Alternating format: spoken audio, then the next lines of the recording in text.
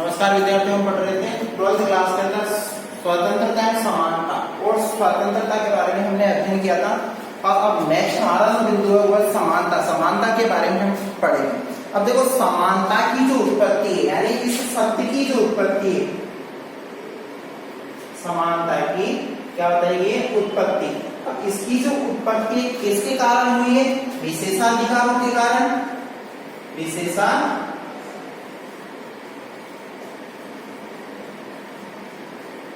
विशेषाधिकारों के कारण। वह प्रथा, किसके कारण? वह प्रथा के कारण। मतलब जो विशेषाधिकार और जो प्रथाएं प्रचलित थी, इन प्रथाओं के खिलाफ समानता शब्द की उत्पत्ति हुई है। अब समानता शब्द की जो उत्पत्ति हुई है, इसके प्रतिक्रिया स्वरूप यानी इसके विरुद्ध ये जो समानता वाला जो शब्द लिया गया है, और समानता का निर्माण यानी असमानता का निर्माण मानव निर्मित परिस्थितियों के कारण हुआ। मतलब असमानता का निर्माण किसके कारण हुआ? असमानता का निर्माण किसके कारण हुआ? मानव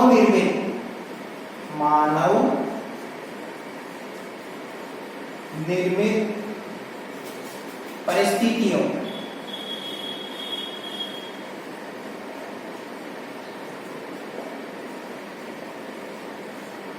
इसके कारण असमानता का निर्माण मानव निर्मित परिस्थितियों के कारण हुआ है। किसके कारण हुआ है?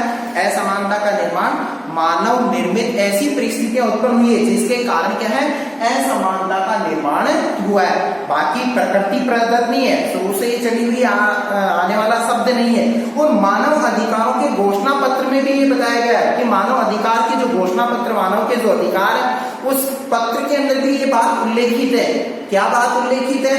कि मनुष्य स्वतंत्र और समान पैदा हुए हैं। मनुष्य क्या हुए हैं? मानव अधिकारों के अंदर ये बात समझ में आती है। मानव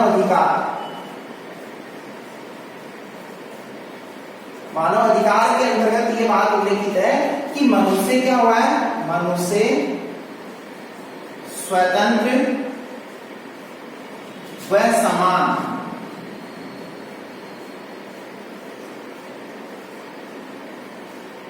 उत्पन्न हुए हैं। यानी मनुष्य स्वतंत्र व समान उत्पन्न हुए हैं। मतलब मनुष्य स्वतंत्र व समान उत्पन्न हुए हैं और वे अपने अधिकारों के विषय में भी स्वतंत्र और समान रहते हैं। वे अपने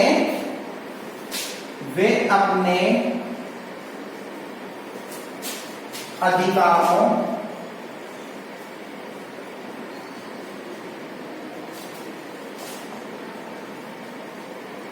के विषय में भी क्या रहते हैं?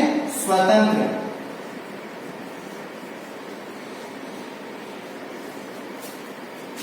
व समान। क्या रहते हैं? कि मनुष्य स्वतंत्र व समान उत्पन्न हुए, वे अपने अधिकारों के विषय में भी स्वतंत्र रहते हैं और समान रहते हैं। स्वतंत्र और समान दोनों ही रहते हैं। तो अब देखो, इसके अंदर ये बात उल्लेखित की गई है, स्वतंत्र और समान किस तरीके से रहते हैं, कि मानव अधिकारों के घोषणा पत्र में भी ये बात बताई गई थी। अब अमेरिका का जो स्वतंत्रता संग्राम है 1776, कब का?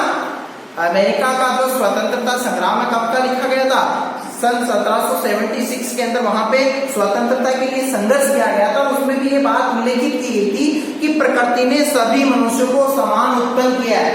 प्रकृति ने क्या किया है? 1776 अमेरिका क्या उल्लेखित है वहां पे बात? कि प्रकृति ने सभी मनुष्यों को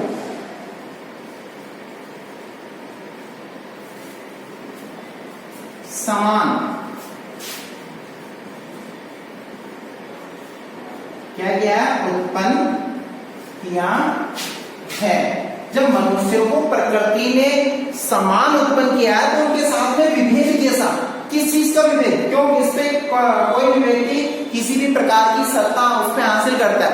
क्यों उसकी स्वतंत्रता को बाधित करता है? क्यों उसको अपना क्या बनाया जाता है? गुलाम बनाया जाता है। तो ऐसी स्थितियां बाद में क्यों उत्पन्न होती है? ठीक है, तो ये समानता की सामान्य जानकारी। अब पढ़ेंगे हम समानता का अर्थ। समानता के अर्थ के संदर्भ में समानता का अर्थ। अब देखो समानता का जो अर्थ है वो क्या बताया गया है कि समानता उस परिस्थिति का नाम है। कैसी परिस्थिति का नाम बताया गया है कि समानता जो आई है उन परिस्थितियों के कारण उत्पन्न हुई है। कौन सी परिस्थितियां? जिनके कारण सभी व्यक्तियों को अपने अस्तित्व के विकास हेतु समान अवसर प्राप्त हो सके। समानता किसके लिए है?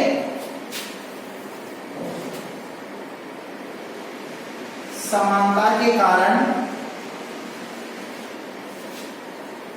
मनुष्य अपने अस्तित्व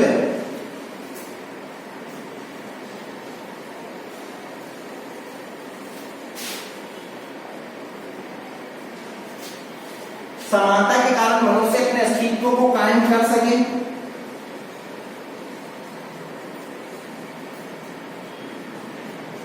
जिसके लिए समानता उत्पन्न हुई। जिसे व्यक्ति क्या कर सके कि अपनी समानता के माध्यम से अपना अस्तित्व बरकरार रख सके, इसके लिए समानता की हमें आवश्यकता पड़ी है और असमानताओं को समाप्त किया जा सके। और इसी में क्या बताया गया है कि असमानताओं का उन्मूलन किया जा सके। मतलब असमानताओं का क्या किया जा सके? उन्मूलन किया जा सके। इस वजह से समानता शब्द की हमें आवश्यकता महसूस हुई कि सभी व्यक्ति क्या है? एक समान हो जाए। ठीक है। अब दूसरी चीज इसी के अंतर्गत और भी कुछ प्रमुख बातें बताई गई है, जिसमें कि समानता का अर्थ ये नहीं है, समानता का अर्थ ये नहीं है, क्या नहीं है, इस तरीके से हम समानता शब्द का अर्थ नहीं लगा सकते कि प्रत्येक व्यक्ति के साथ एक जैसा व्यवहार किया जाए। समानता से तात्पर्य यह नहीं। अब यह नहीं मतलब क्या है कि सभी व्यक्ति समान हो। सभी व्यक्ति क्या नहीं हो सकते? समान नहीं हो सकते। क्यों नहीं हो सकते?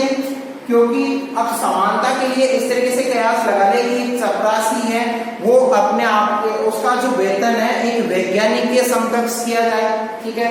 या एक बाबू का जो वेतन है एक अच्छे प्रोफेसर के बराबर किया जाए, तो वो क्या समानता वहां लागू नहीं होगी। अगर इस तरीके से कर दिया जाएगा, इस तरीके से अगर लागू किया जाता है तो समाज का उद्देश्य ही नष्ट हो जाएगा। तो इस तरीके से क्या हो सकता है कि समाज का उद्देश्य ही नष्ट हो जाएगा। तो सभी व्यक्ति समान हो। समानता से तात्पर्य ये नहीं कि सभी व्यक्ति समान हो, क्योंकि समानता से तात्पर्य समानता से आशय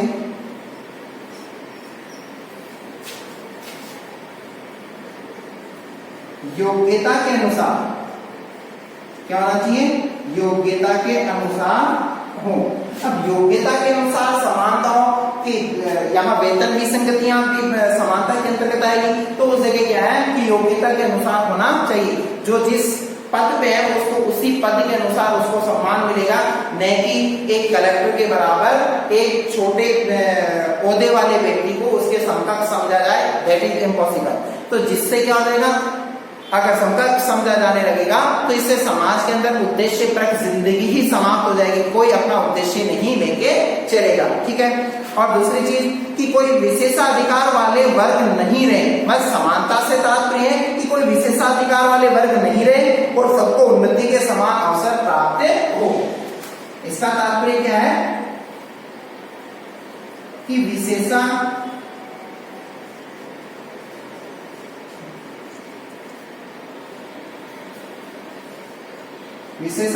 प्राप्त वर्ग न हो और सभी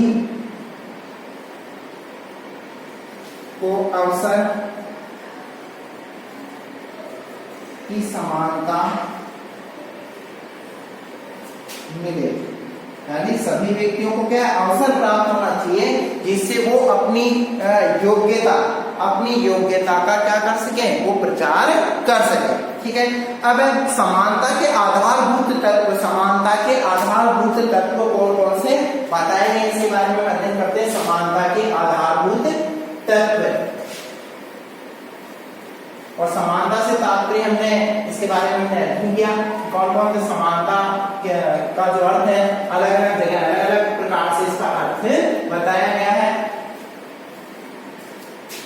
समानता के आधारभूत तत्व,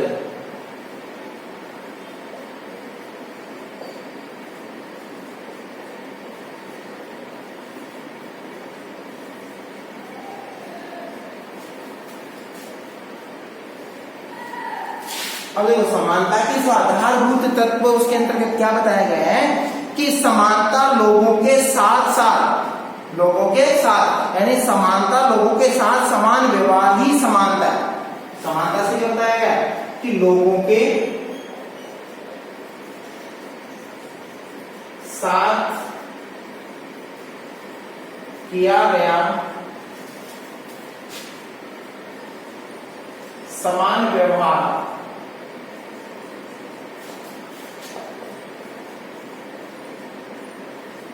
क्या बताएगी, ये समानता है। यानी लोगों के साथ किया गया व्यवहार ही क्या बताया गया है, समानता बताई गई है।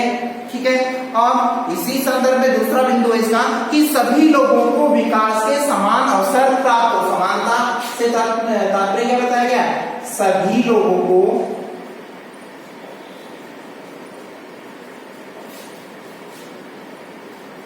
समान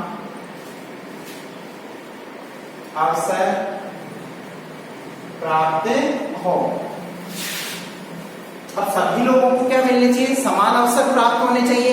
ठीक है, और तीसरा बिंदु है कि समाज एवं राज्य सभी लोगों के साथ समान जो है आचरण एवं व्यवहार करें। मतलब समाज एवं राज्य, समाज का भी उत्तरदायित्व होता है, समाज व राज्य का क्या बताया गया, दायित्व है, दायित्व की वह सभी के साथ समान आचरण व व्यवहार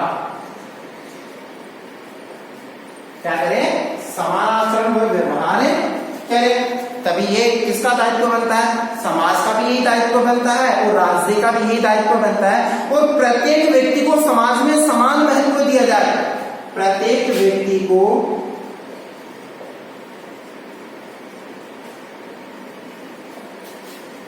समाज में समान महत्व दें। प्रत्येक व्यक्ति को क्या करें, समाज के अंदर समान महत्व उपलब्ध होना चाहिए और मानवीय गरिमा तथा अधिकारों को समान संरक्षण प्राप्त हो। मानवीय गरिमा व अधिकारों को भी क्या मिलना चाहिए, समान अवसर प्राप्त होना चाहिए। तभी हम क्या कह सकते हैं, इसे इक्वलिटी कह सकते हैं, इसे समानता कह सकते हैं। तभी ये समानता है, अन्यथा समानता नहीं है। तो इसमें बताया गया कि मानवीय गरिमा तथा अधिकारों को समान संरक्षण प्राप्त हो। पांचवा है मानवीय गरिमा, क्या बताया गया है, मानवीय गरिमा तथा अधिकारों को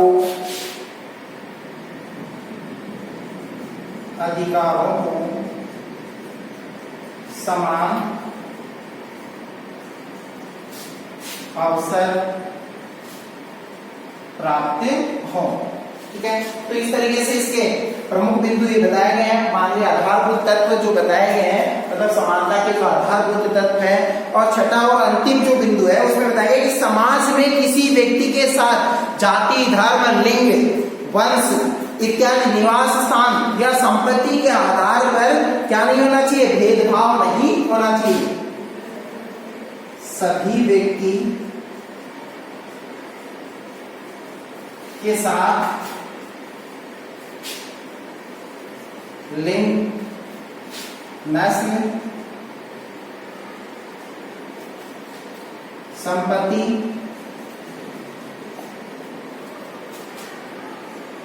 जन्म स्थान, जाति, धर्म आदि के आधार पर क्या नहीं हो, भेदभाव नहीं हो। ठीक है, तो इस तरीके से आधार तत्व बताए गए और समानता तभी कायम रह सकती है जब ये 6 बिंदु लागू हो तो ही इसे समानता कह सकते हैं। अब हमारा जो नेक्स्ट बिंदु होगा, नेक्स्ट जो पॉइंट होगा समानता के प्रकार, हम नेक्स्ट क्लास के अंदर इसका अध्ययन करेंगे। धन्यवाद।